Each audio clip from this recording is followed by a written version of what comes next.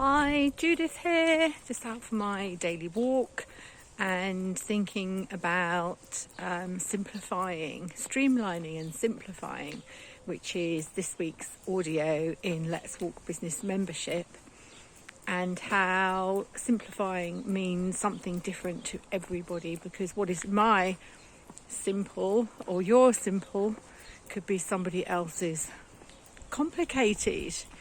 And simplifying isn't necessarily doing less, but it's about, I suppose, doing it in the easiest possible way. Somebody shared a diagram yesterday, which you've probably seen, about the kind of route to success, what people think it is, which is a straight line and arrow pointing upwards. And what it really is, which is the kind of like the looping around, the tangled mares, the backs, the bends, the turning left, the turning right, the looping back round again.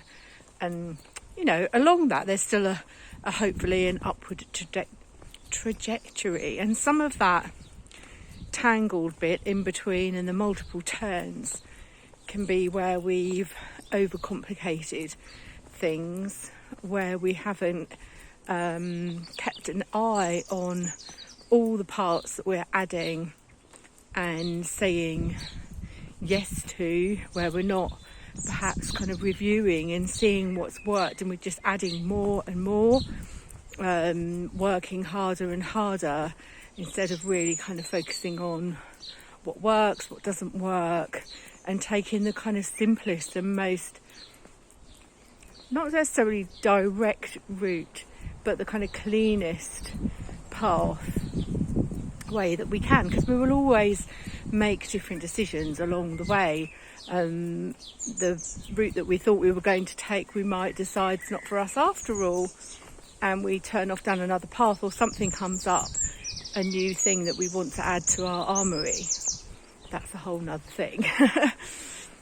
But we can overcomplicate stuff, and I think it's very easy to do that as, you know, when in the first sort of however long of business, year, 2 years, even longer, with all the new technology, with all the stuff that we learn, the things that we get excited about, that we keep adding in, and before we know it, we're juggling multiple systems, apps, software, programs, places where we store stuff, places where we access stuff, and that adds to, or that kind of makes up a really busy mind and busy life.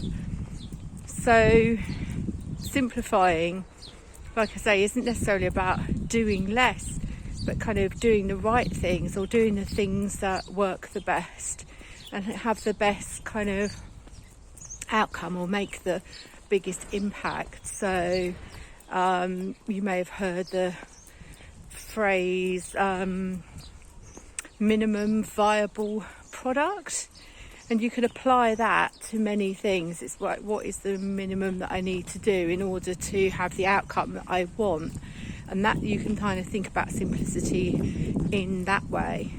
Or it could be that you actually want a really simplified life, in which case it is cutting out a lot of stuff, and maybe it is about doing less. So simplifying isn't the same for everyone.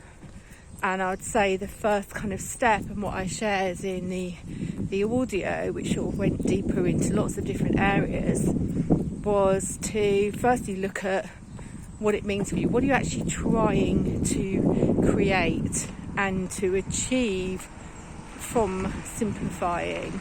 I'll just wait for this van to pass. Nearly pushing me into the hedge or the bush.